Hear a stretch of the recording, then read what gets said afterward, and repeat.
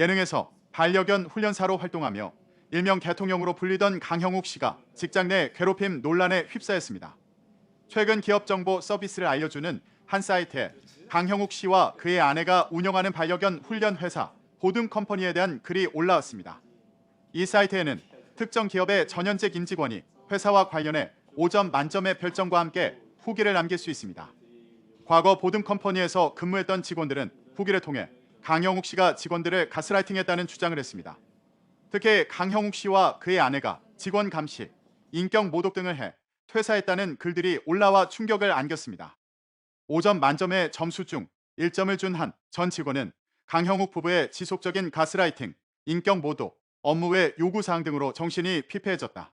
퇴사하고 정신과에 계속 다녔다고 호소했습니다.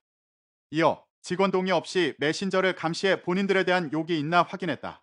메신저 감시에 대한 동의서를 강제로 작성시키고 해당 내용을 트집 잡아 협박했다고 주장했습니다.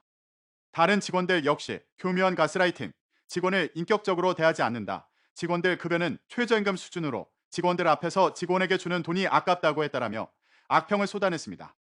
이에 대해 강형욱 씨는 현재까지 별도의 입장을 밝히지 않고 있습니다. 반려견 훈련사 겸 방송인 강형욱 씨가 운영하는 회사 보듬컴퍼니에 대한 추가 폭로가 나왔습니다. 20일 강형욱의 보듬TV 유튜브 최신 영상에는 보듬컴퍼니의 전 직원이라고 주장하는 누리꾼 A씨의 댓글이 올라왔습니다. A씨는 대표님은 남성, 여성 할 것 없이 막 부려 먹었으나 남성을 더 함부로 대했다며 여자 직원은 어느 정도 눈치 보면서 대했고 남자 직원은 머슴이라는 표현이 적절할 것 같다고 말했습니다. 이어 쉬는 날에 심부름 시키기거나 폭염, 폭설의 중노동 지시와 인격 폄하 등도 했다고 전했습니다.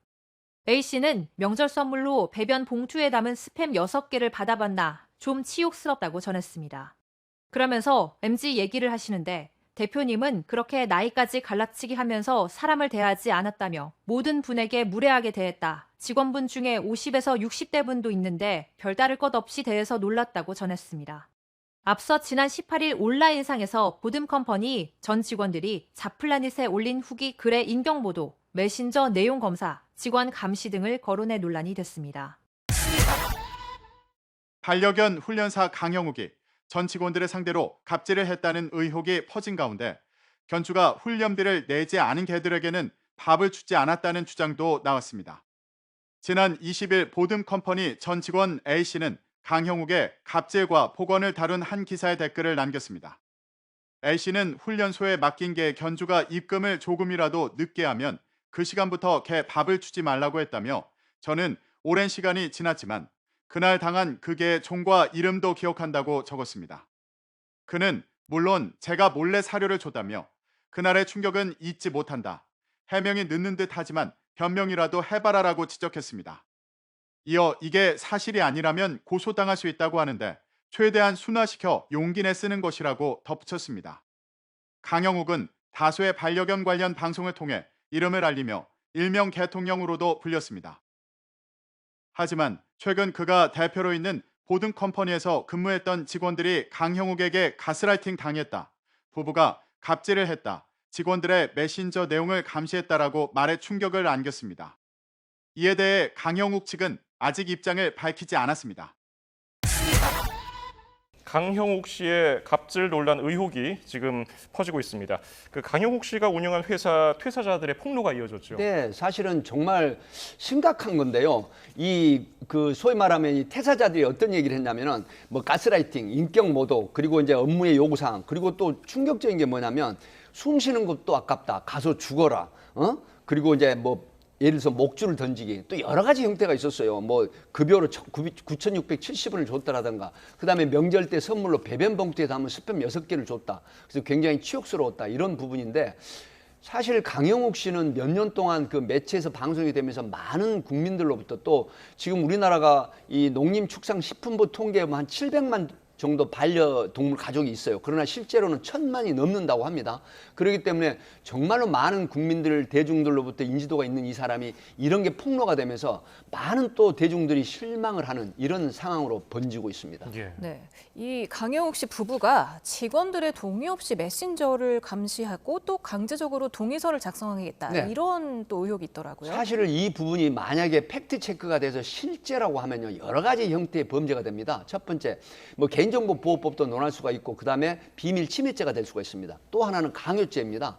이런 부분들의 이 범죄가 되는 형태이기 때문에 이게 정말 실제로 드러난다고 하게 되면은 고소나 고발이 이루어졌을 때 법적인 처벌을 피해갈 수가 없다. 이제 이런 부분이 있다. 이제 이렇게 보기 때문에 아마 이 부분이 내일 지금 언론 보도를 보면은 22일 날 강영욱 씨가 입장 발표를 하겠다고 합니다. 그래서 내일 어떤 발표를 할지, 향후에 또 피해자들이라든가 이런 폭로를 하는 전직 직원들이 어떤 대응을 할지, 아마 이 부분은 제가 볼 때 내일 입장 표명에 따라서 이 고소나 고발이 될 가능성이 높다, 이렇게 봅니다. 예. 그리고 퇴직금으로 9,670원을 받은 전 직원이 있습니다. 회사에서는 제대로 고객을 끝까지 살피지 못했기 때문에 그랬다고 변명을 했는데, 지금 문제 소지는 어떤 게 있겠습니까? 사실은 9,670원이 정상적으로 임금 계약서를 작성하고 지불한 급여인지 아니면은 어떤 행포나 갑질에 따르는 지급인지, 이 부분은 지금 조금 드러난 게 있습니다. 노동청에 이게 고발을 했습니다. 예. 그러니까 결국 그 강영욱 씨 부인하고 이런 분들이 모두 요구하는 급여를 지불을 했다라고 합니다. 그럼에도 불구하고 이 부분이 만약에 행위 자체는 이제 실질적으로 처벌을 받을 수 있는 부분이 되기 때문에, 근로기준법이라든가, 그럼에도 불구하고 이제 피해자가 고발을 하지 않는다라고 하면은 뭐 이 부분은 논외로 치더라도, 이런 여러 가지 폭로 자체가 그동안에 그 많은 대중들로부터 주목받고 있던 강영욱 씨, 대통령이라는 이 강영욱 씨가 아마 이미지에 굉장한 데미지를 입었다. 리스크가 굉장히 클 거로 그렇게 보입니다. 네, 직원이 개보다도 못한 취급을 받았다 이렇게 표현을 할 정도였는데요. 네. 사실 이게 꽤 오랫동안 지속이 되었던 것으로 보이는데 이제서야 이렇게 수면 위로 드러난 이유가 뭘까요? 예, 사실은 이제 그 소위 개 사육기라고 하는 부분은 카르텔이 형성이 돼 있습니다. 소위 개 훈련사라고 하는 사람들이 모두 자기네들끼리 이제 그 연동이 되거나 연계가 돼 있는 부분이거든요. 그래서 강영욱 씨가 이 개 사육, 소위 말하는 개 교육하는 곳을 떠나도 다른 곳에 나에 대한 이미지가 나쁘게 된다고 하면 취업이라든가 개 훈련사로서 취업이 안 되지 않습니까?